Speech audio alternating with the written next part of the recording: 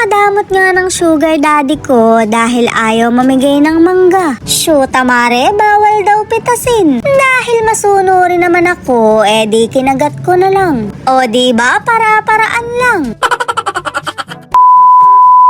Kinukumbinsi ko nga yung sugar daddy ko na bigyan naman ako ng mangga. Medyo maliliit pa raw kasi kaya ayaw akong pagbigyan. Grabe ka naman, para sa mangga lang magpapakilala ka. Yung pag-initan. Mari, malaki-laki na, pwede na. May ugali ako Mari, manggalaw, bash nyo. may ugali nga ako, ganun talaga. Grabe namang tawa yan, akala mo hinihika lang. Dahil lang ba sa mangga, ipapakita mo yung ugali mo. Naglalaway pa naman ako, kaya iba na lang siguro yung paglilihan ko. Mga panabong mo na lang, totale malalaki naman na yun. Papaya na lang yung pipitasin ko para makapagtinola. May malaki dito, plastic. Grabe ka talaga. Para hindi magkaano yan. Damot. Nakuha mo yung puso yata niyan. Nawala na yung puso. May puso, nalaglag. Oh, nag-iwan ka pa ng ebidensya oh. Hala, Baka magdarambong yan. kagandang babae. Magna. Hala.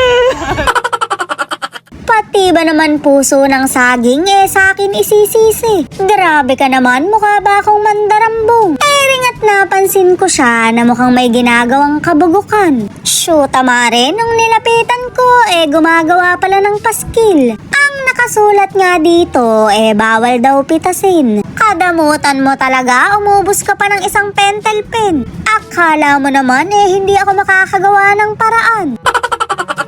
Mukhang ilalagay na nga niya, kaya tinawag pa yung anak niya. Gusto pa akong pagtulungan ng dalawang magkamuka. Hige, tumungtong ka pa dyan sa punso. Gustong gusto mo naman para palakihin yung nota mo. Huwag ka nang umasa, hanggang dyan na lang talaga yan. Pagka ako na yung nagdamot, maiiyak na lang talaga yan. Maglalagay din ako ng paskel na bawal pasukan. Mare, hindi ako yung sabungan. Mali kayo nang intindi, ako rin ang maaapektuhan. Lumayas na nga yung ama niya, kaya kinasabwat ko siya. Videohan ka ko habang kumakagat ng mangga. Medyo nag-aalangan nga ako dahil baka matapok na lang ako. Kaso mare, bawal pitasin lang naman yung nakalagay, hindi bawal kagatin.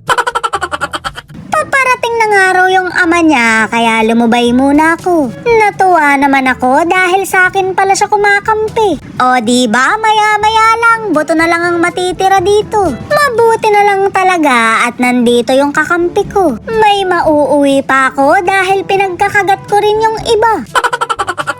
Kinagat yung mami. Ba't sinusumbong? Sinusumbong mo ko.